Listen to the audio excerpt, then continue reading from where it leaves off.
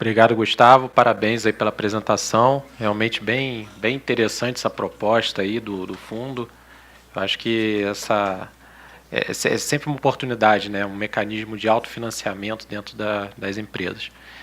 Bem, sem me alongar muito, vou chamar o próximo palestrante. É o engenheiro Jonas Gonçalves. Né? Ele vai apresentar aqui a palestra sobre o módulo de saneamento no PROPR, recursos do setor elétrico para eficiência no abastecimento de água. O Jonas é graduado em Engenharia Elétrica pela Universidade Federal de Itajubá e tem MBA em Gestão Estratégica e Econômica de Projetos pela Escola de Economia de São Paulo da Fundação Getúlio Vargas. Atuou por 22 anos em empresas do setor de distribuição de energia elétrica, com destaque para a gestão dos programas de eficiência energética e PID, regulados pela ANEEL, né, que é a Agência Nacional de Energia Elétrica. É professor titular da Escola de Engenharia Elétrica da UNOeste, Universidade do Oeste Paulista, e assessor técnico do PROESA, Projeto de Eficiência Energética em Sistemas de Abastecimento de Água. Então, Jonas, você tem a palavra. Bom, boa tarde a todos. Lições aprendidas, da próxima vez deixar o Gustavo por último, porque não vai ser fácil sucedê-lo. Mas vamos nos esforçar. É claro que ele já ajudou bastante, mostrando a relevância do consumo de energia elétrica no sistema de saneamento. Já mostrou uma oportunidade aí de buscar recursos na própria empresa, mediante as suas ações de economia de energia, e a gente vai avançar agora mostrando que o setor elétrico também já faz há bastante tempo e pode sim nos ajudar com recursos para a realização de projetos de eficiência energética. Na verdade, assim, alguns prestadores de serviços imaginam que é uma barreira. Na verdade, é cercado de uma série de dificuldades. O processo ele é trabalhoso, mas ele não é impossível e ele não é tão difícil assim. Basta a gente começar a tentar. E já tem gente fazendo isso. Tá? Retomando aqui até alguns valores que a Rita hoje falou pela manhã, talvez até num dado mais atualizado, esse é de 2015, do SNIS, a gente percebe aqui claramente que, tirando os custos com pessoal próprio e serviços de terceiros, energia elétrica, que está é o principal custo de uma prestadora de serviços, né? Na frente de fiscais, na frente de outros, certamente juntam alguns custos, e na frente dos produtos químicos. Então, é uma linha de atuação extremamente importante para que a gente possa reduzir os nossos custos operacionais. Também um número que foi falado para a Rita, hoje ela falou em torno de 9 terawatt-hora-ano, que é o dado mais atualizado, em função até da crise hídrica, né? Mas o dado de 2015, também do SNIS, mostra aí um consumo de 12,1 terawatt-ano e despesas da ordem de 5 bilhões de reais com energia elétrica, o que endossa aquela apresentação anterior, né, o material anterior, que realmente a energia elétrica é extremamente relevante no serviço de saneamento. Aqui também uma simulação feita aí pelo PROESA dá conta de que existe um potencial de redução. Eu não vou considerar nesse momento, até para a gente fazer uma comparação com os dados do setor elétrico, eu não vou considerar a redução no consumo de água por parte dos consumidores. Vamos pensar aqui na eficiência do bombeamento, e na redução de perdas, que tem impacto direto na redução do consumo de energia elétrica, naturalmente. Até porque a gente bombeia água para as perdas. Então, reduzindo perdas, a gente reduz o bombeamento, reduz o consumo. Se a gente somar aqui, vai dar 4,7 terawatt-hora-ano. Por que razão que eu estou falando isso? Agora vamos lá para o setor elétrico. O setor elétrico, ele tradicionalmente, desde 1998, ele investe em programas de eficiência energética. A partir de 99, por força de lei, todo o setor investe um percentual da sua receita operacional. Ela foi variando ao longo do tempo, ao longo dos anos, em projetos, em ações de eficiência energética. Aqui eu fiz essa conta, daqui para trás, para chegar naquele 4,7 terawatt-hora. dá 14 anos de ações do setor elétrico. Então, o potencial de economia de energia que o setor de saneamento oferece, ele representa 14 anos de um programa que tem quase 20 anos. Eu acho que é extremamente relevante. Ou seja, estamos bem posicionados no sentido de buscar esses recursos. Outra questão bastante importante que esse material aqui, que essa apresentação nos mostra, é que a regulamentação ela vem sendo modificada ao longo do tempo.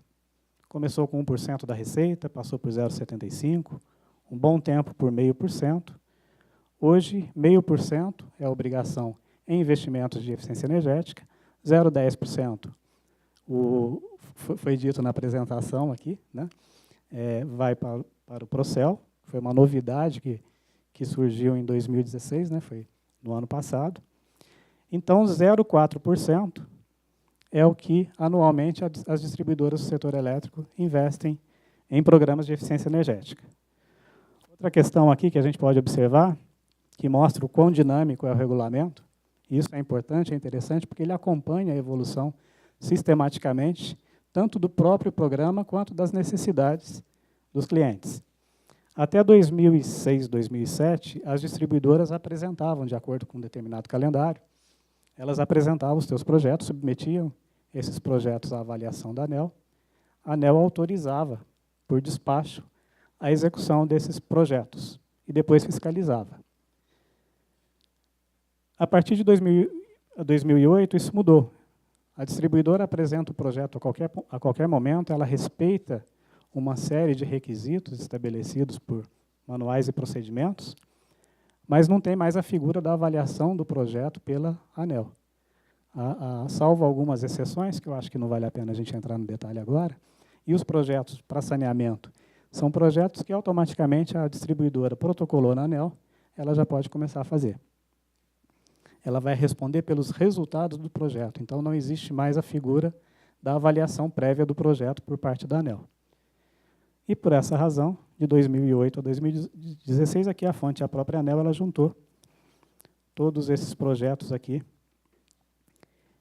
numa única linha. Então, sob a nova regulamentação, 800 projetos foram executados, 1,6 terawatt-hora foram economizados, com um percentual de investimento de 0,5% anual da receita operacional líquida. E onde que o setor de saneamento está?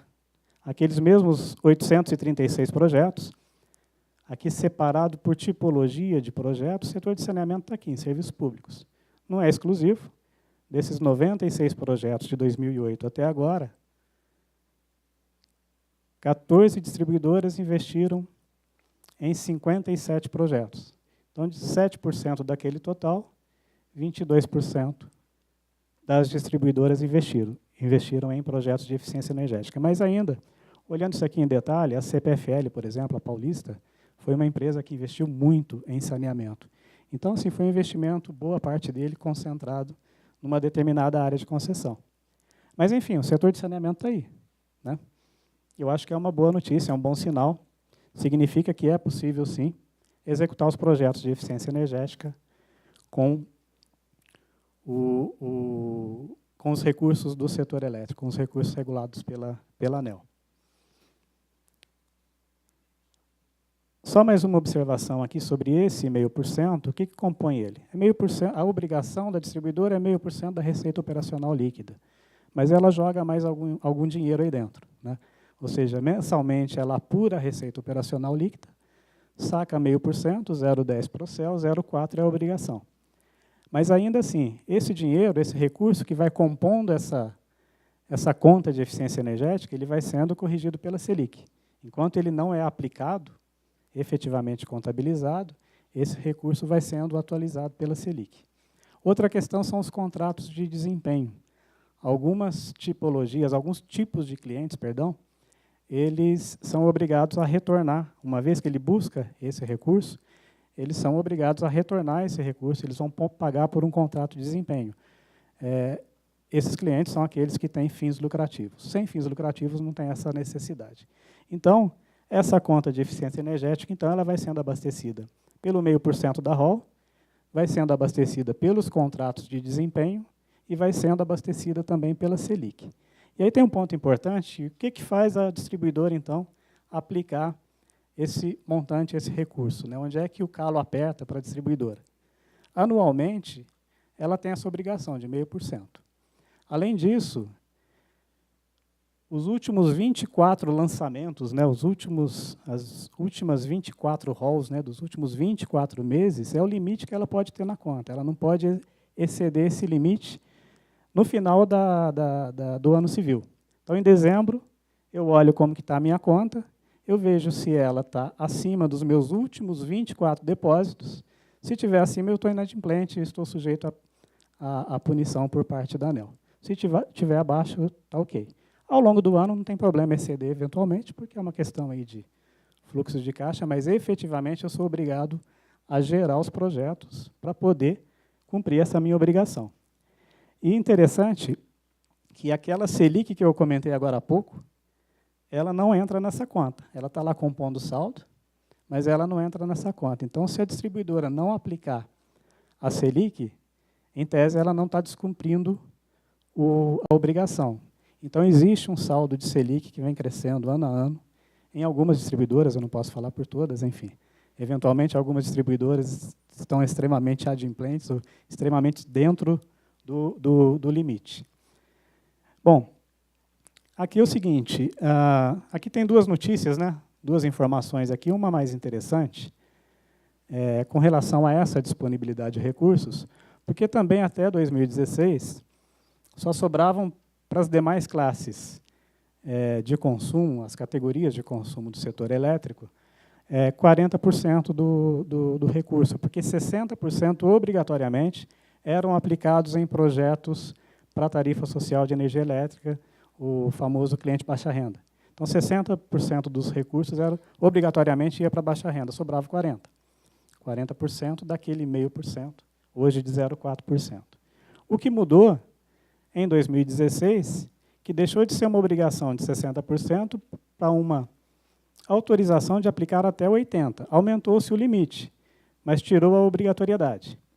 Então, a distribuidora pode não aplicar nada, se for do interesse dela. E aí sobra todo o recurso. Aumentar de 60% para 80%, eu acho algo que o setor não tem mostrado isso. Até porque boa parte das empresas saturaram nos projetos de eficiência energética para baixa renda. Já tinha passado pelos clientes, já não tinha mais o que fazer, né? É claro que isso não vale, o Brasil é extremamente grande, extremamente diferente. Ainda existem, sim, distribuidoras com uma grande quantidade de clientes de baixa renda que ainda não foram beneficiados. Então, também é claro que é possível que uma ou outra empresa possa buscar esse limite aqui. Agora, a notícia que não é muito boa é essa daqui, porque a lei original lá de 2000, ela diz que o percentual de aplicação é de 75% em pesquisa e desenvolvimento e 0,25% em eficiência energética. Hoje a gente está com 0,5% por uma disposição transitória. Essa disposição transitória ela vai mudando ano a ano. Toda vez que chega a hora de aplicar pular de 0,5% para 0,25%, é feita uma edição da lei. Então, esse limite aqui passou agora para 1/1 de 2023. Nós não sabemos se lá em dezembro de 2022 vai se manter o 0,4% ou 0,5%, ou se realmente vai cair para 0,25%. Então, na verdade, a gente tem uma janela de oportunidade, né? A gente tem um recurso que aumenta, hoje a gente está em 2017, mas daqui a 5 anos ele pode diminuir. Então, vale a pena a gente correr, né? E não correr esse risco de, lá para frente, esse recurso cair bastante. É claro que aqui, provavelmente, também o órgão regulador pensa muito, e é desejo do órgão regulador fomentar contratos de performance. Porque no contrato de performance, como o recurso volta para a conta de energia, então, naturalmente, esse saldo pode se tornar, até certo ponto, autossustentável. Mas, enfim, por enquanto, o cenário não tem sido esse. Agora, abrindo um pouquinho mais, né, essa questão do 0,5%, 0,10% Procel, 0,4% que está sob a gestão da distribuidora. Até 80% vai para baixa renda. O que sobrou divide meio a meio entre as duas maiores classes de consumo da distribuidora e o restante para as demais classes. Então, aqui, se ela chegar nos 80%, vai sobrar 10 e 10. Se ela fizer 50, sobra 25 e 25. Se ela não fizer nada em baixa renda, metade para as duas maiores classes de consumo, metade para as demais classes. Via de regra, isso não vale para todas as distribuidoras, mas a classe comercial, a classe industrial e a classe residencial estão entre as maiores classes. Então, o setor de saneamento, ele inevitavelmente, ele vai competir com esse recurso aqui das demais classes. São 8 classes de consumo, então saíram 2 para as maiores classes, sobraram 6. Uma delas é o consumo da própria distribuidora, que ela não pode usar recurso para projetos próprios. Então, a gente disputa aqui a metade do que sobrou, né? Depois que fez o investimento de baixa renda, a gente disputa aqui com outras 5 classes de consumo. Aqui só vou fazer um parênteses, eu estou chamando aqui a chamada pública de projetos.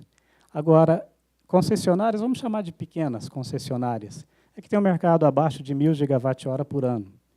Enfim, só tentando fazer uma conta aqui não muito precisa, mas a gente pode imaginar assim, uma distribuidora com 15 municípios, 150 mil clientes, 10 mil clientes por município em média, seria uma distribuidora com um mercado abaixo de 1.000 gigawatt-hora. Então, assim, é uma distribuidora extremamente pequena. Elas não têm essa obrigação da chamada pública de projetos, tampouco aquela distribuição anterior de 2 maiores classes e demais classes.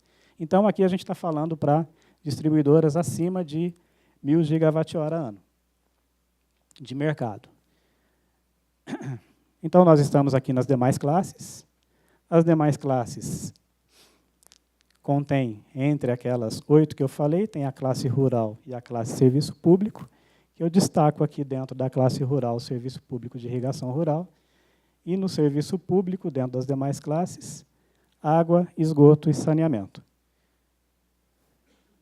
A boa notícia para quem não tem fins lucrativos é que esse dinheiro, esse recurso é a fundo perdido. Ele não retorna para a distribuidora, retornam somente aqueles investimentos que a distribuidora fez nas empresas com fins lucrativos. Ainda assim, existem umas regrinhas para esse retorno do investimento para tornar até certo ponto atrativo. Por exemplo, aí a critério da distribuidora, ela pode não cobrar juros nesse contrato de desempenho, somente correção monetária.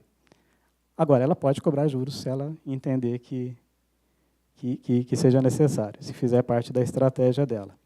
E também, na categoria de custos, e a gente vai ver um pouquinho mais para frente, de um projeto de eficiência energética, ela cobra só aquilo que efetivamente foi aplicado nas ações de eficiência energética, porque tem alguns outros custos periféricos de um projeto de eficiência energética que compõem o preço total final do projeto, então eles podem ser sacados do contrato de desempenho. Então, muito provavelmente, um contrato de desempenho ele pode ser algo atrativo, sim. Basta conhecer a regra de cada distribuidora, como que ela atendeu a esses requisitos mínimos dados pela ANEEL. A chamada pública, portanto, que apareceu no regulamento depois de 2013, efetivamente, as distribuidoras tiveram 2 anos para experimentar o processo, para criar o processo, e passou a valer para valer mesmo em 2016. Então, a maioria das distribuidoras estão hoje passando pela sua segunda chamada pública de projetos. Normalmente, eles fazem no segundo semestre para os investimentos do ano seguinte. Mas como de 2008 para frente, eu comentei com vocês que o investimento ele acontece no momento em que a distribuidora decidir, então não existe um calendário fixo aí de chamadas públicas. Resta a gente ficar bastante atento nas notícias, nos sites das empresas, principalmente como o setor de saneamento está entre os principais clientes, eu acho que da maioria das distribuidoras aqui a Sanepar, o Gustavo acabou de comentar que acho que é o maior cliente da Copel, não é isso? Então, certamente vocês têm um gerente de contas, então vamos lá bater a porta do gerente e entender quando é que vai ter chamada pública. Ele vai responder com bastante tranquilidade. Quais são os critérios de financiamento para quem tem fins lucrativos? Olha, eu não sei como vai ser, mas como foi o do ano passado? né? Da última chamada pública, como é que vocês praticaram. Então, dá para a gente ir construindo esse conhecimento antecipadamente. E o principal objetivo da chamada pública, aqui, entre aspas, textos da ANEEL, é tornar o processo decisório de escolha dos projetos e consumidores beneficiados pelo PE transparente e democrático, porque até então, a distribuidora, tirando 60%, ela escolhia os projetos que ela ia fazer.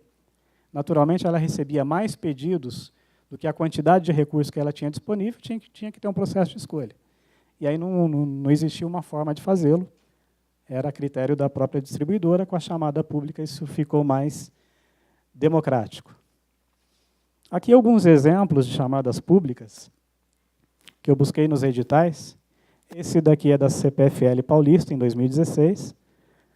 A gente percebe aqui as duas maiores classes, 8 milhões de reais, 2 milhões para o residencial, 6 milhões para o industrial. O serviço público está aqui, 1 milhão e 700. Só que aquela metade que eles separam para as demais classes, eles podem deixar todo o recurso para todos eles disputarem entre si, como eles podem segmentar. Aqui a CPFL optou por segmentar. 1 milhão e 700 mil, ela disponibilizou para o serviço público onde nós estamos, né? Aqui da Electro 2017, chamada pública que se encerrou agora no final do mês de junho, saiu o resultado agora no comecinho de setembro. Aqui ela já juntou todas as classes disputando o mesmo recurso. Metade aqui, 12 milhões e 550 mil para todos eles. Então, nós estamos no bolo aqui, serviços públicos, disputando 12 milhões e meio. CEMIG. A CEMIG já fez separação também, ela juntou serviços públicos com o poder público dentro daquela metade que sobrou, 7 milhões. Então, uma vez respeitada aquela metade, dentro da metade, a distribuidora pode dividir esse recurso da forma que ela entender mais conveniente. Aqui a Celesc Santa Catarina, 6 milhões, 4 milhões, aí aqui cabe uma observação. Eu deixei de propósito aqui, não deu a metade, certo?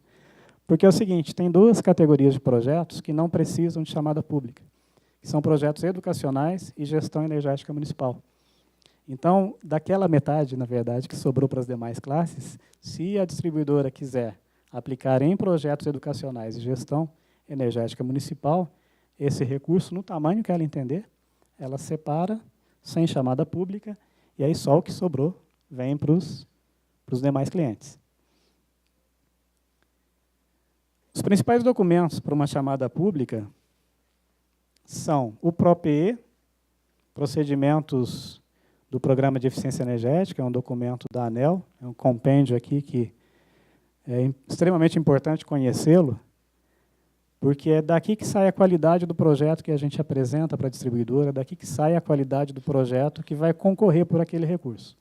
Certamente, se o nosso projeto, a gente tiver condições, a gente buscar, na verdade, condições nós temos, de fazer um projeto bem feito, respeitando todos, são 10 módulos, se não me engano, aqui, de procedimentos, certamente a gente sai na frente na hora de uma avaliação de projeto.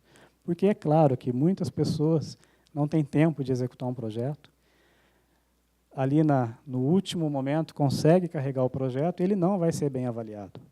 Ainda que ele tenha bons resultados de economia de energia, de relação custo-benefício, enfim. Mas o primeiro passo é fazer um projeto bem feito. E um projeto bem feito tem que respeitar o regulamento. Outra questão é a medição e verificação, que o Gustavo também comentou agora há pouco. A gente escreve um projeto pelo conhecimento técnico, pela experiência anterior, né? A gente consegue fazer ali na ponta do lápis aquela estimativa, e é uma estimativa de fato, mas ela tem que se aproximar da realidade o máximo possível. Estimativa não é chute. E uma vez que o projeto foi selecionado, e aí sim, na execução, eu vou comprovar aqueles resultados, eu vou medir. Então, eu meço antes da ação de eficiência energética, meço depois, e para fazer essas medidas, tem que seguir a cartilha aqui do protocolo internacional. Na verdade, aqui é um guia da ANEEL de medição e verificação, mas que ele remete ao protocolo internacional de medição e verificação. E o mais importante deles, esse a gente tem que cumprir de ponta a ponta, para poder ter chance de sucesso na busca do recurso, né, da chamada pública, é o documento de chamada pública, o edital de chamada pública que as distribuidoras publicam no momento em que ela abre para a chamada pública, né? Se não me engano, a CELP mesmo, ontem, ela publicou a chamada pública dela. E por que eu botei o documento da Celesc aqui? Se vocês tiverem a curiosidade de comparar empresas, vocês vão perceber que todos os documentos são extremamente parecidos. São extremamente parecidos porque a Celesc foi a primeira que fez, assim que saiu o regulamento, a Celesc foi atrás, até por conta de ser uma empresa pública, então, pelas questões aí, relacionadas a 8666, então ela fez um edital extremamente completo e o setor elétrico acabou aproveitando, com autorização da Celesc, é claro, no âmbito da ABRAD, acabou seguindo o primeiro documento que foi elaborado pela Celesc. Então, todo o setor, boa parte do setor elétrico, é claro, o edital é muito parecido com o da Celesc. Na medida em que a gente passou para 2017, a gente já começa a perceber algumas diferenças, no sentido até de simplificar, principalmente para as empresas que não são públicas. Bom, o primeiro ponto para a gente ter um projeto selecionado, né, com grande chance de ser selecionado, é a relação custo-benefício do projeto. Isso é estabelecido, ela não pode ser superior a 0,8, tem algumas exceções, mas, enfim, o custo do projeto dividido pelo benefício, ele tem que ser, no máximo, 0,8. E o que compõe os custos de um projeto de eficiência energética? A elaboração do projeto, que é o diagnóstico, materiais e equipamentos, mão de obra própria, aqui é a mão de obra da distribuidora. Então, esse é um dos custos que, se tiver um contrato de performance, a distribuidora não vai cobrar da empresa que foi selecionada para a execução do projeto. Mão de obra de terceiros, transporte, enfim, medição e verificação, descarte de materiais, esse aqui é um ponto extremamente importante. O material que sai, ele vai fora. A distribuidora leva embora e destrói. Porque senão não é um projeto de eficiência energética, é uma troca e aquele motor, aquela lâmpada, aquele equipamento elétrico ineficiente, ele correria um risco de voltar a ser instalado. Então, ele tem que ser efetivamente descartado de acordo com as normas ambientais. Então, tem aqui uma quantidade de custos adicionais de um projeto convencional, que, eventualmente, ele está concentrado em materiais e equipamentos, mão de obra de terceiros e, talvez, custos de administração. Com relação ao benefício, aí aqui também vem um ponto bastante importante. O benefício aqui não é o benefício na conta, na sua fatura de energia. É claro que esse é o que você vai sentir no teu bolso, a tua economia de energia, mas aqui, como é um recurso do setor elétrico, é o benefício para o setor elétrico. Então, esses valores aqui eu calculei a energia economizada do meu projeto, eu calculei a demanda que eu vou retirar da ponta do meu projeto. Eu vou multiplicar pelo custo da energia e pelo custo da demanda. Só que os custos são esses aqui, num exemplo que eu busquei lá do edital da CPFL também. Então, se eu sou um cliente de média tensão no A4, eu vou usar esses custos aqui para mensurar o benefício do meu projeto. Então, não é a tarifa que eu pago. Até para poder dar um exemplo interessante, para a gente perceber essa separação entre ótica do setor elétrico e a ótica do consumidor, imagine se eu troco um chuveiro elétrico da minha casa e instalo um aquecedor de água. Bom, eu pago tarifa grupo B, eu não tenho contrato de demanda. Só que projeto de chuveiro, eu tiro demanda da ponta, porque normalmente os chuveiros são usados no horário de ponta. Então, efetivamente, um projeto de troca de chuveiros, ele tem um grande ganho aqui de demanda retirada da ponta. Mas não é um ganho para o consumidor. O consumidor é o quilowatt-hora que ele economizou naturalmente, o que também não torna o projeto desinteressante nesse sentido. E esse benefício ele é medido ao longo da vida útil dos equipamentos. Então, se eu tenho um equipamento que vai durar 20 anos, eu vou ter esse benefício durante 20 anos. Se é um equipamento que vai durar 5 anos, eu vou ter esse benefício de economia de energia durante 5 anos. Então, como que é calculada a relação custo-benefício. O custo do projeto ele é anualizado, compara-se com os benefícios, um pelo outro, relação custo-benefício, que ela não pode ser superior a 0,8 para clientes sem fins lucrativos. Com o contrato de desempenho, como esse dinheiro vai voltar para a conta da distribuidora, ou uma parte dele, então essa relação custo-benefício pode ser de 0,9. E fontes incentivadas pode ser de 0,8 a 1,0. É claro que um projeto por fontes incentivadas, por exemplo, eu vou colocar um painel solar, ou vou colocar uma usina de biogás, dificilmente eu vou alcançar uma RCB abaixo de 1. Eu vou lá para 1,8, 2, 2,2. Então, é importante você fazer um mix de ações. Eu coloco um projeto com uma relação custo-benefício de 1,5, aliás, dentro do mesmo projeto, eu coloco um item que tem uma relação custo-benefício de 1,5, 1,8, mas, em contrapartida, eu coloco lá outras ações de eficiência energética que tenham, que a iluminação é um projeto dessa natureza, que tem uma relação custo-benefício 0,15. Quando juntam as duas ações, aí provavelmente eu trago aqui para dentro dos limites. Porque se não estiver dentro dos limites, aí o projeto está fora, né? Que é o primeiro critério de aprovação de projetos. Aqui, então, uma vez escrito o projeto, protocolado lá na distribuidora, vem aqui os critérios de avaliação. Essa é uma tabela que foi criada pela ANEEL, com as notas no limite mínimo e limite máximo, ou seja, a relação custo-benefício pode ter uma nota de 30 a 40. A soma das notas tem que dar 100. E aí cada distribuidora coloca o valor que ela achar interessante. Ela pode, desde que esteja dentro do intervalo. Aqui, relação, eu vou explicar primeiro aqui, o resto é mais ou menos na mesma sequência, na mesma lógica, né?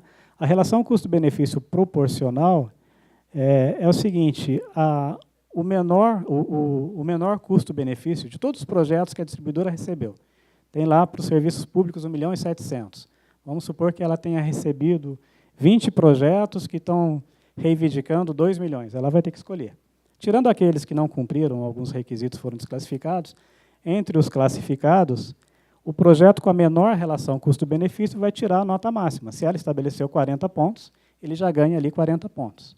O segundo colocado vai ser proporcional, ou seja, o que ganhou a relação custo-benefício que obteve 40 pontos é 100%. Se a minha ficou 10% abaixo, eu vou perder 10% de pontos, eu vou ser avaliado em 36. E assim vai, vou ordenando todos.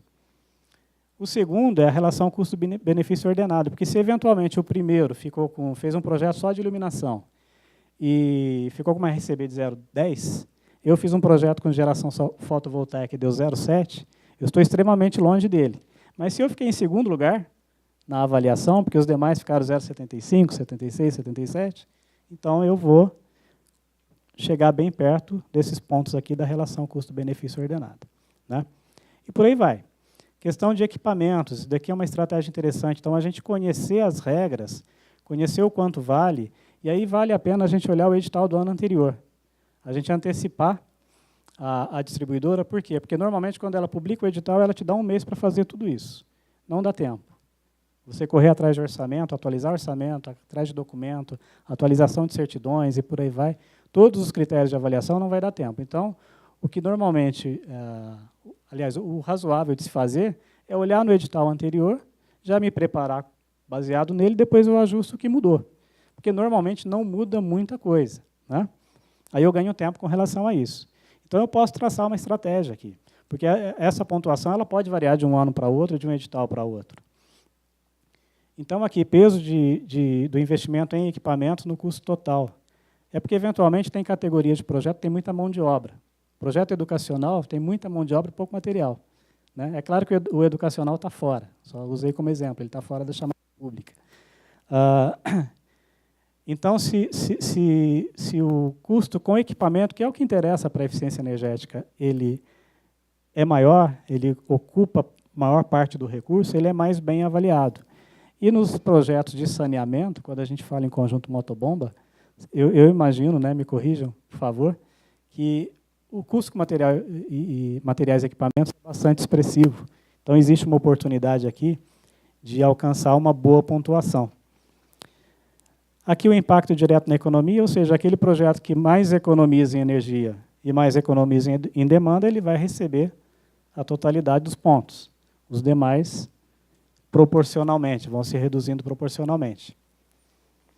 Aqui um ponto importante, que a gente não pode perder ponto por conta disso, né? Qualidade do projeto. Ou seja, eu estou fiel àquele edital, eu estou fiel aos requisitos do PROPE.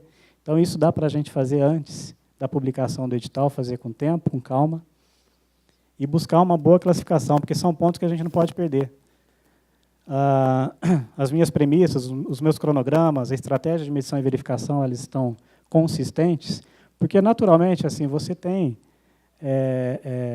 vou fazer uma inferência aqui. Vamos supor que o prazo de entrega de um conjunto motobomba eu não encontro na prateleira, eu preciso de 90 dias. Aí, se eu coloco aqui que eu vou gastar 30 dias, eu já perdi ponto, porque o meu cronograma está inconsistente. Eu não pensei no meu cronograma. Eu posso fazer isso, vocês podem fazer isso, porque vocês conhecem bem como é um projeto. E o contrário também, de repente eu vou comprar um motor de 5 cavalos que acha na prateleira, eu boto 120 dias. Também é uma inconsistência de cronograma. Então, são pontos que a gente não pode perder, de jeito nenhum, que faz diferença no final. Isso aqui é importante, olha. Capacidade para superar barreiras de mercado, ela pode ir de 0 a 5. Então, uma distribuidora pode, não atribuir pontuação nenhuma. Se ela não vai atribuir pontuação nenhuma, eu não vou gastar energia com esse tipo de... com ações do projeto para poder alcançar esses requisitos aqui. A experiência em projetos semelhantes, aqui também é muito importante. Vocês têm essa experiência. Vocês devem ter as ARTs de projetos semelhantes ao longo de uma longa história. Então, junta esse material, por isso que essa preparação prévia ela é interessante, vale a pena. De última hora, a gente não encontra. Essa é a grande dificuldade, é isso que nos faz ser mal classificados, eventualmente, em algum processo de chamada pública. Contrapartida. Aqui eu estava conversando com um colega de Cuiabá, hoje pela manhã. Eventualmente, assim, eu tenho um projeto aí de R$1 milhão que seja, só que não vai dar RCB. Ou ainda vai dar uma RCB, mas lá perto de 0,7, 0,8. Será que eu não tenho R$200 mil no meu caixa para entrar como contrapartida? Porque aí eu ganho pontuação aqui, de 10 a 20 pontos, e ganho na minha RCB, porque o recurso de contrapartida ele sai da conta do custo, porque já não é, porque o recurso é do próprio consumidor, ele não é do setor elétrico. Então, são ações estratégicas que a gente pode adotar ao longo da preparação aí para o projeto, para submeter um projeto à chamada pública, que pode, sim, nos ajudar a construir um projeto que seja vencedor. Para vocês terem uma ordem de grandeza, se não me engano, na chamada pública da Electro, daqueles 12.550.000, o projeto mais bem avaliado, ele tirou cerca de 76, 77 pontos. Muito boa pontuação. Agora, era um projeto de energia solar fotovoltaica em residências. Então, você fez um projeto, faz lá para 1.000 residências, multiplica por 1.000. Ainda assim, você tem que fazer um projeto bem feito, é claro, sem dúvida alguma. Agora, depois, a gente já foi para casa de 60 pontos, de 50 pontos. Teve projetos com 46 pontos, que, se não me engano, foram aprovados, né, foram selecionados. Então, é possível, sim, a gente construir, escrever um projeto, submeter à distribuidora, porque o projeto ele não tem nome, né? Ele é do cliente, sim, mas quando você joga para esse ambiente de um critério de seleção de projetos, eu concorro de igual para igual com qualquer outro projeto. Então, por fim, queria só deixar essa mensagem para vocês, então. Os recursos existem, o setor de saneamento ele é importante, mas o recurso pode ser que seja por tempo limitado, eles podem diminuir. Segundo, a chamada pública é, sim, uma boa oportunidade da gente conseguir acessar esses recursos. E, por fim, uma frase boa é aquela que não tem idade, né? De O Menestrel. A gente aprende com o tempo, né, que a maturidade tem mais a ver com os tipos de experiência que se teve e o que você aprendeu com elas, do que com quantos aniversários você celebrou. Ou seja, se a gente ficar parado, comemorando aniversários, aniversários, aniversários, e achar que chamada pública de projetos é um monstro, a gente vai continuar soprando velhinhas e não vai ganhar experiência nenhuma. Então, apresentem o teu primeiro projeto, que seja uma iluminação LED no prédio administrativo, né? Não tem problema nenhum. Eu aprendi, ainda que eu tenha errado, se eu não conseguir ser selecionado, eu aprendi alguma coisa. Na próxima chamada pública, eu já sei onde é que eu posso melhorar. Outra questão, só para a gente encerrar, importante, é saber o tamanho do projeto que eu vou apresentar. Lá em 12 milhões e 500 que a Electro disponibilizou na chamada desse ano, vale a pena fazer um projeto de 12 milhões? Em hipótese alguma. Só se eu tiver certeza que eu vou fazer o projeto número 1, o campeão. E aí é uma incerteza bastante grande. Eu tenho que construir muita experiência para chegar nesse nível, né? O dia que eu estiver aprovando o projeto com 80 pontos, 90 pontos, então agora eu vou arriscar, tentar pegar todo o recurso, né? Mas não, então vale a pena a gente poder ser comedido. Vamos buscar um projeto, vamos buscar uma contrapartida dentro da empresa, construir um projeto vencedor, porque o que acontece? Se o primeiro projeto, por exemplo, naquele recurso lá de 12 milhões e meio, se o primeiro projeto foi de 5 milhões, primeiro colocado, sobraram 7 milhões. Se o meu projeto fosse o segundo colocado, mas ele custasse 10 milhões, eles não iam nem olhar para mim, iam deixar de lado. Por quê? Porque eu estou pedindo muito dinheiro e o primeiro colocado já levou uma parte. Então, eles vão para o terceiro colocado. Aí eu fiquei no chapéu, literalmente. Então, vale a pena também traçar uma estratégia de qual o tamanho do projeto, quais ações que eu vou fazer, vale a pena você pulverizar ações. Se você faz um uso final, faço só iluminação, eu vou ter uma pontuação. Se eu faço iluminação, mais um bombeamento, mais um fotovoltaico, eu já estou diversificando mais o meu projeto, eu posso ser mais bem avaliado nesse sentido. Então, a recomendação que eu faço para vocês, procurem os editais anteriores da distribuidora, conversem com o seu gestor de contas, comecem a entender esse processo, comecem a montar o material, independente de ter uma chamada pública vigente. Porque no dia que ela aparecer, você já ganhou 80% do teu tempo, os outros 20% é só para poder fazer a atualização e entrar, de fato, com um projeto vencedor. Obrigado.